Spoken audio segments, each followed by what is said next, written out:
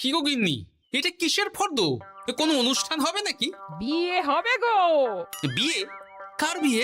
ভগবান শিবের সাথে দেবী পার্বতীর বিয়ে। সামনে শিবরাত্রি, মনে নেই? হ্যাঁ, তা মনে আছে, কিন্তু এই ফর্দটা কি জন্য গিন্নি?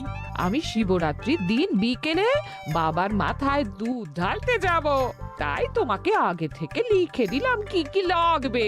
সব আগে আগে নিয়ে আসবে। হ্যাঁ, দেখি কি লেখা আছে। দুধ 1 সের, গঙ্গা জল, নারকেল, ঘি, মধু, দই, সন্দেশ, রসগোল্লা, আকন্দ ফুলের মালা, ধূপ, মোমবাতি, 108টা বেলপাতা, ধূত্র ফুল, নীলকণ্ঠ ফুল, লাল পাড় সাদা পাটের শাড়ি। ওরে বাবা, এত কিছু! হুম, এখন ওরে বাবারে মারে কিছু চলবে না, চলবে না। আর আগে থেকে লিখে দিয়েছি, আমি কোনো বায়না শুনবো না। হ্যাঁ, যদি না নিয়ে আসো তাহলে কিন্তু চলে যাব। হ্যাঁ, বলি, শিবরাত্রির দিন তো মেয়েরা বাবার মাথায় দুধ জল ঢালে বাবার মতন স্বামীর কামনায়। তা আমি তোমার স্বামী তো উপস্থিত, তাই এত কিছু। তোমার মঙ্গল কামনায় গো। তুমি আর বাড়তি কথা বলবে না, যা বলেছি সেদিন নিয়ে আসবে। হ্যাঁ, বেশ বেশ, ঠিক আছে বাবা, ঠিক আছে। তাহলে আমি এখনই যাই, সব দোকানে দোকানে বায়না করে আসি।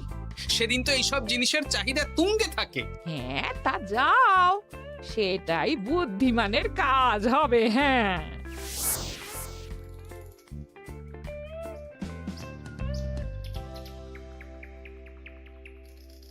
আরে এই তো পুটির বাবা, সকালে রাজসভায় গিয়েছিলে কিন্তু তেমন কোনো কথা হলো না। হ্যাঁ গোপাল দাদা, এখন কি যে করি।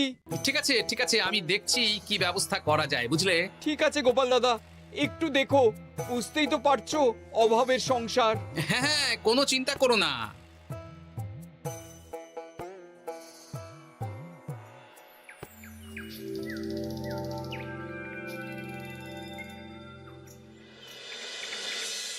আচ্ছা, আজ তাহলে শিবরাত্রির আয়োজন নিয়ে আলোচনা হোক। মহারাজ, এসব নিয়ে আপনি চিন্তা করবেন কেন? আরে আমার মতন একজন মন্ত্রী থাকতে আপনার মাথা ঘামানোর কোনো দরকারই নেই। না না মহারাজ, একদম মন্ত্রী মশাইকে দায়িত্ব দেবেন না। উনি প্রত্যেকবার দায়িত্ব নিয়ে সব তালগোল করে দেন, আর সব শেষে বলেন আমার ভুল হয়ে গেছে, আমাকে ছেড়ে দিন। এই গোপাল গোপাল, একদম বাজে কথা বলবে না। আমি এখন ভালো হয়ে গেছি। ভালো না কালো? মহারাজ মহারাজ, আপনি আমাকে দায়িত্ব দিন, আমি সব সামলে দেব। সব কাজ সবাই মিলে করলেই তো ভালো। পুজো পাঠের দায়িত্ব আমার, বাকি আমি জানি না। সে ঠিক আছে, কিন্তু পুজোর জোগাড় অনেক দায়িত্ব, সব হিসেব করে কেনাকাটা করতে হয়। সবচেয়ে বড় ব্যাপার, তার জন্য সৎ হতে হয়। আমি কি অসৎ নাকি? আমি সব দায়িত্ব নেব। না, আমি নেব। আমি নেব। আমি। আহ, চুপ চুপ, একদম চুপ। গোপাল দায়িত্ব নেবে না মন্ত্রী, সেটা তো বিচার করতে হবে। কিভাবে বিচার করবেন মহারাজ? হ্যাঁ, একটা বুদ্ধির পরীক্ষা নেওয়া হবে। আমি এখন গোপালের চেয়ে অনেক বুদ্ধিমান হয়ে গেছি। তাহলে তো ভালো, তুমি গোপালের বুদ্ধির পরীক্ষা নাও। যদি গোপাল জিতে যায় তাহলে গোপালই দায়িত্ব পাবে, নইলে তুমি।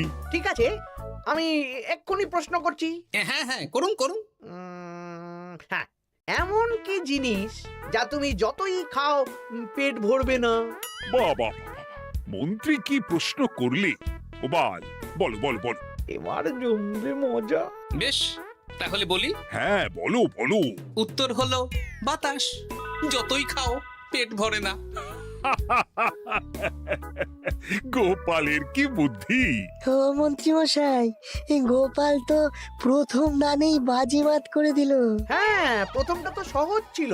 ঠিক আছে, এতই যদি বুদ্ধিমান হও তাহলে আরেকটা পরীক্ষা দাও। হ্যাঁ মন্ত্রী, বলো। এবার আপনারা একটু অপেক্ষা করুন, আমি আসছি।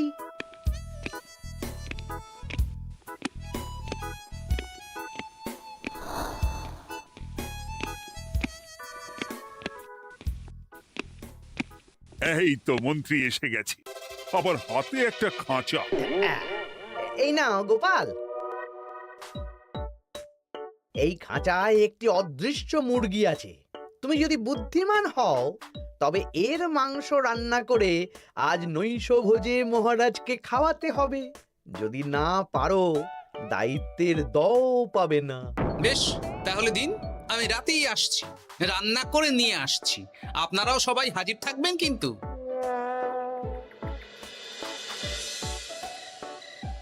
এই সেরেছে, গোপাল যে এখনো এলো না।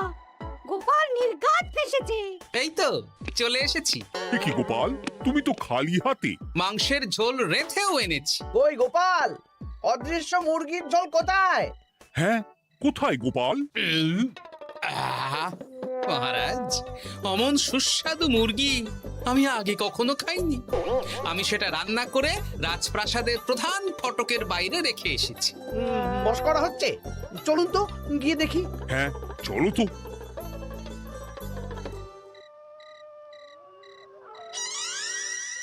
এ কি, এখানে তো কিছুই নেই, আমি তো দেখতে পাচ্ছি না। আমরা তো কেউ কিছু দেখতেই পাচ্ছি না। কোথায় কোথায় মাংসের ঝোল? আরে মন্ত্রী মশাই, অদৃশ্য মুরগি রান্না করলে ঝোলটাও তো অদৃশ্যই হবে। আপনি দেখতে পাচ্ছেন না, মানে আপনার মনে পাপ আছে, নইলে আপনার চোখের সমস্যা। মহারাজ তো ঠিকই দেখতে পাচ্ছেন, তাই না মহারাজ? এই রে, গোপাল তো মোক্ষম জবাব দিয়েছে। হ্যাঁ হ্যাঁ, চমৎকার ঘ্রাণ বেরোচ্ছে। মন্ত্রী, তুমি দেখতে পাচ্ছ না কেন? ইয়ে না, মানে ঠিক আছে, ঠিক আছে, পাচ্ছি, দেখতে পাচ্ছি। একটু ঝাপসা লাগছে, মনে হয় চোখ দেখাতে হবে। তার মানে গোপাল তো মন্ত্রী মশাইকে পরপর দুবার হারালো। আর একটা সুযোগ দিন মহারাজ, শেষ সুযোগ। বেশ, দিলাম। গোপালের কিন্তু বিশাল বুদ্ধি। মন্ত্রী, দেখো তো তুমি পারো কিনা, আর এটাই শেষ সুযোগ। মহারাজ, গোপাল যদি এতই বুদ্ধিমান হয়, তবে ও কি বলতে পারবে কাল ভোরে আমার মনে প্রথম কোন চিন্তাটা আসবে? এটা তো খুবই সহজ কথা। কাল ভোরে আপনার মনে প্রথম চিন্তা আসবে মহারাজ যেন দীর্ঘজীবী হন এবং রাজ্যের উন্নতি হোক। এই সেরেছে, এবার তো মহা ফাপড়ে পড়লাম। আমি যদি বলি না, এটা আমার চিন্তা ছিল না, তবে মহারাজের কাছে গর্দান যাবে। আর যদি বলি হ্যাঁ, তবে গোপালের বুদ্ধির কাছে আমাকে হার মানতে হবে। কি মন্ত্রী, বলো। হ্যাঁ, ঠিক বলেছ গোপাল, এটাই আমার চিন্তা ছিল। সাবাস গোপাল, সাবাস, কি তীক্ষ্ণ বুদ্ধি। তাহলে এই বুদ্ধির পরীক্ষায় বিজয়ী হলো গোপাল। জয় গোপালের জয়।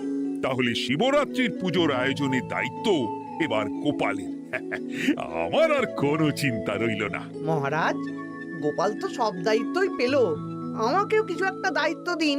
আমিও একটা ঈশ্বরের সেবা করার সুযোগ চাই। আহ, তুমি তো হেরে গেলে। তাতে কি, ভালো কাজ করতে চাইছি, একটু সুযোগ দিন মহারাজ। বেশ, তাহলে তুমি গ্রামবাসীদের ভোগ প্রসাদ খাওয়ানোর দায়িত্বটা নাও। ধন্যবাদ মহারাজ। হ্যাঁ মন্ত্রী, মিলেমিশে কাজ করো, কিন্তু ঝামেলা করো না। না না, আমি সুষ্ঠুভাবে পালন করব। ঠিক আছে মন্ত্রী মশাই, তাহলে ওইটুকুই করুক, কিন্তু আমার কাজে কোনো বাধা দিতে আসবেন না। না না না, তোমার কাজে কোনো বাধা আসবে না। আমি ভোগ প্রসাদ বিতরণ, খাওয়া দাওয়া, এই সব ব্যাপারটা দেখব।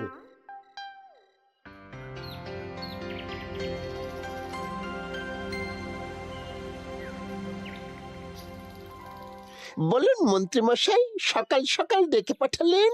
শোন বটাঘটা, এবারে শিবরাত্রি উপলক্ষে যে ভোগ প্রসাদ জনগণের উদ্দেশ্যে বিতরণ হবে, তার পুরো দায়িত্বই আমার। তাতে কি, মহারাজ আয়োজন করেন আর সব রাজ্যবাসী বিনামূল্যে খেয়ে যান। সেই প্রথা এতদিন চালু ছিল, কিন্তু এবার একটু অন্যরকম হবে। কিরকম কিরকম? তোরা দুজন আমার নাম করে সব গরিব প্রজাদের কাছ থেকে ভোগ খাওয়ার জন্য চাঁদা তুলবি। শিব পুজোয় চাঁদা? হ্যাঁ দাদা, ইয়ে না মানে ঘটা, খুব সামান্য। বাড়ি আর দোকানগুলোয় যাবি আর মাথা পিছু 1 আনা করে তুলবি, কেমন? বেশ, তারপর বলবি ঢালাও খাওয়ানো হবে, এলাহি আয়োজন। আচ্ছা ঠিক আছে। তবে ভুল করেও কোনো রাজসভাসদদের বাড়ি থেকে বা মান্যিগণ্যি লোকের বাড়ি থেকে এই চাঁদা তুলিস না যেন। না না, বুঝতে পেরেছি, তুলবো না। বলবি সারা রাত পুজো হবে, পরের দিন সকালে হবে প্রসাদ বিতরণ। কেমন?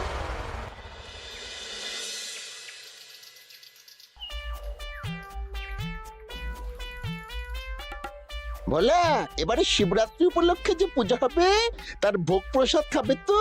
হ্যাঁ হ্যাঁ, হ্যাঁ, নিশ্চয়ই নিশ্চয়ই।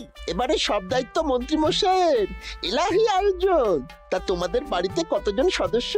আমি আর আমার গিন্নি দুজন। তাহলে দুয়ানা দাও, এক আনা করে দুজন। হ্যাঁ, আবার অর্থ দিতে হচ্ছে। হ্যাঁ, এলাহি আয়োজন, তাই এই সামান্য অনুদান।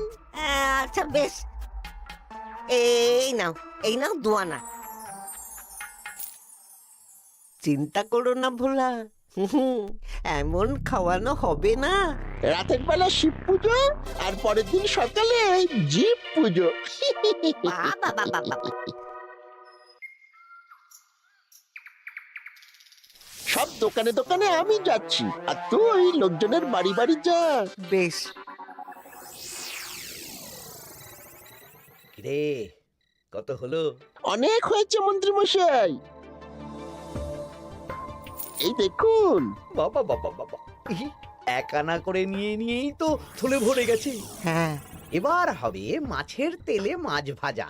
মহারাজও ভোগের আয়োজনের জন্য আজকে মোহর দিয়ে দিয়েছেন। তার মানে তো আপনার মুনাফাই মুনাফা, লাভই লাভ। আমাদেরকেও কিছু দিন। দেব দেব, এখনো কাজ বাকি আছে।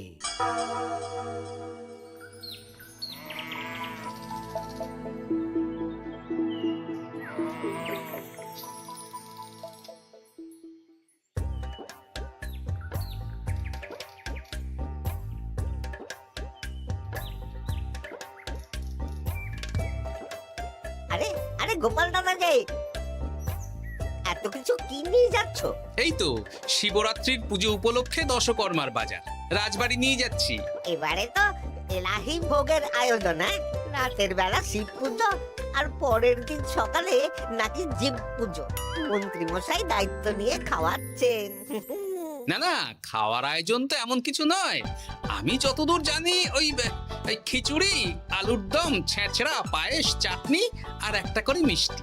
আর যতদূর জানি এই ভোগ খাবার জন্য সব গ্রামবাসী থেকে মাথা পিছু এক আনা করে নিয়েছেন। হ্যাঁ, ভোগের প্রসাদ তো বিনামূল্যে। মন্ত্রীমশাই এক আনা করে মাথা পিছু নিয়েছেন? হ্যাঁ গো, এরকম তো কথা ছিল না।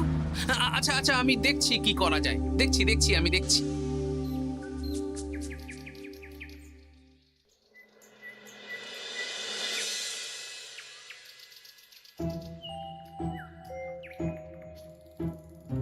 ভায়া, বলছি তোমার কাছে মন্ত্রীমশাই এসেছিলেন? হ্যাঁ, চালের বায়না করে গেলেন। তা কি চালের বায়না করলেন? খুবই সাধারণ চাল, আমার দোকানে সবচেয়ে কম দামি চাল বলতে পারো। সে চাল তো আমি পুজোর দিন পাঠিয়ে দেব বলেছি। আচ্ছা, কেনাকাটার রসিদপত্র? না না, সেসব হয়নি, শেষে দেব।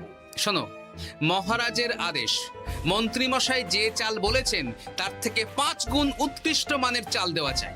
যে চাল রাজা বাদশারাও খুব কম খান, সবচেয়ে দামি চাল। আচ্ছা, আর ডাল? ওটাও 1 নম্বর মানের সোনামুখ দেবে। বেশ। মন্ত্রীমশাই যা যা বায়না দিয়েছেন পরিমাণ এক থাকবে, শুধু জিনিসপত্রের মান বাড়বে। ঠিক আছে? আচ্ছা ঠিক আছে। আর একথা মন্ত্রীমশাইকে জানানোর দরকার নেই, শুধু মোহরটা ওনার কাছ থেকে আদায় করে নিন। যেদিন খাওয়ানো হবে সেদিন বিকেলে যাবে, মানে শিবরাত্রির পরের দিন বিকেল। বেশ।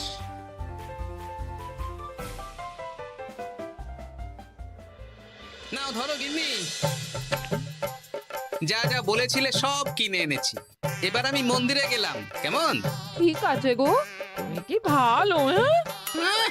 দীক্ষেতা, চললাম এখন ভিড় সামলাতে।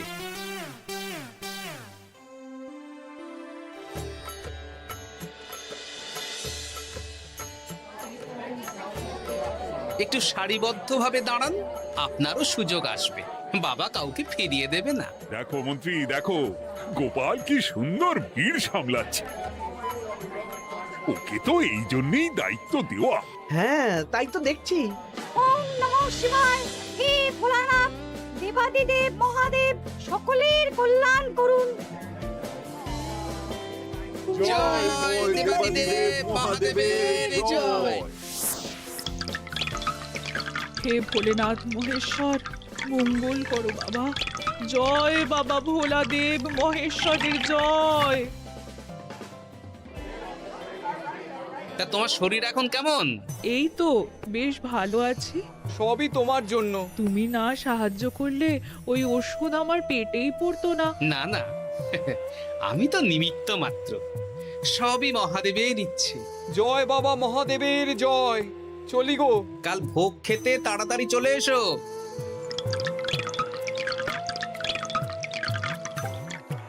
জয় দেবাদিদেব মহাদেবের জয়।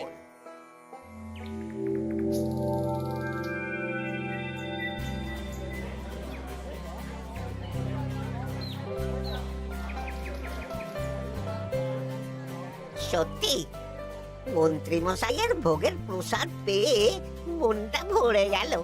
কি সুন্দর রান্না, আর খাবারের গুণমান কি ভালো। তার ওপর রসগোল্লা কত বড় বড়। এত বড় রসগোল্লা খাওয়া তো দূর, বাবার জন্মে চোখেও দেখিনি।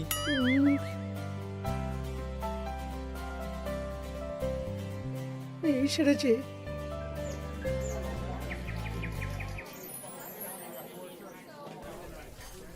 এই যে পাচক ঠাকুর, শোনো। বলুন মন্ত্রী মশাই, আজ আমি খুব খুশি। কেন? আপনি মহান। কেন? মানে আপনি যে চাল পাঠিয়েছেন সে চালে রান্না করা আমার স্বপ্ন ছিল। কি গন্ধ, কি গুণমান, রাজা বাদশাদের চাল বলে কথা। আমি তো খুব সাধারণ মানের চাল দিতে বলেছিলাম, 30 আনা সের মূল্যের চাল। কেন, নবাব বাদশাদের ঘরে এই চালটা থাকে। তাই? কোথা থেকে এলো? কেন, চালের দোকান থেকে এসেছে। মিষ্টিও দারুণ, রসগোল্লা তো নয়, যেন যেন একেবারে বড় বড় রাজভোগ। কি আকার, কি গুণমান, কি স্বাদ। আহা, দেখুন দেখুন দেখুন। বাবা, ভোলা এত বড় রসগোল্লা দিয়েছে। ঠিক আছে, যা হচ্ছে হতে দে। আমি তো চিন্তায় পড়ে গেছি।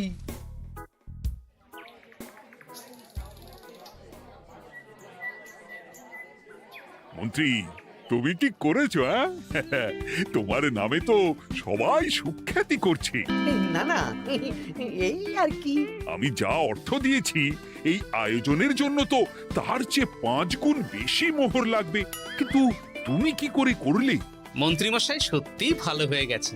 দেখো গোপাল, দেখো মন্ত্রী সত্যি বদলে গেছেন। সবই তো জনগণের সেবার জন্য। কে জানে বাবা, কি গড়বড় হয়ে গেল।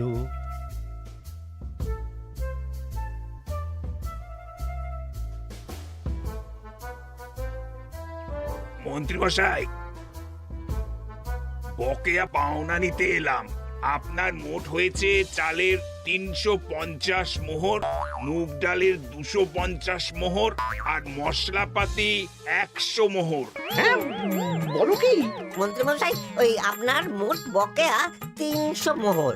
আর আমার এই 150 মোহর। হ্যাঁ, চলুন মহারাজ, একটু মন্ত্রীমশাইয়ের বাড়ির দিকে ঢু মেরে আসি। চল। চলুন, ওনাকে গিয়ে ধন্যবাদ জানিয়ে আসি। এই না না না, আরে আরে আমি কি করে দেব? আমি কি চন্দ্রমুখী আলু দিতে বলেছিলাম? আমি কি করে দেব? না না, ও আপনাকে দিতেই হবে। হ্যাঁ, কি বলছো মন্ত্রী? তুমি এত ভালো কাজ করেছো, এত বড় মুখ করে সকালে বললে যে সবই জনগণের সেবার জন্য। আরে আমি কিভাবে জানবো যে এত খরচ হয়ে যাবে? কেন মন্ত্রীমশাই, আপনি তো গ্রামবাসীদের থেকে অর্থ নিয়েছেন, মাথা পিছু 1 আনা করে। হ্যাঁ, মানে এই সব তো কথা ছিল না। এই সেরেছে, গোপাল কি করে জেনে গেল? এসব কথা কি আর চাপা থাকে? আর সেই জন্যই তো আপনি ভালো মানের খাবার খাইয়েছেন। সত্যি তো, যে মানের খাবার খাওয়ানো হয়েছে তা কৃষ্ণনগর কেন, আশেপাশের কয়েকটা নগরের লোকও এই জিনিস চোখে দেখেনি, আর তাই তুমি অর্থ আদায় করেছো। না মানে, আমি বুঝতে পারছি না, আমার অনুমতি ছাড়া এগুলো হলো কি করে? মন্ত্রী মশাই, বকেয়া পাওনা দিন, নইলে খারাপ হয়ে যাবে বলে দিচ্ছি। হয়ে গেল, আমি ভিখারি হয়ে গেলাম। অগিন্নি, মোহরের থলেগুলো নিয়ে এসো, গয়নাগাটি নিয়ে এসো। আমাকে পথে বসিয়ে দিল। কে কে আমার এত বড় সর্বনাশ করলো? আমি মন্ত্রী মশাই, আমি। আপনি যখন চাঁদা তুলে ভালো খাওয়াতে চাইছেন, তাই সবচেয়ে ভালো খাওয়ানোর ব্যবস্থা করে দিলাম, তাও আবার আপনার ঘাড় ভেঙে। আমার সর্বনাশ হয়ে গেল।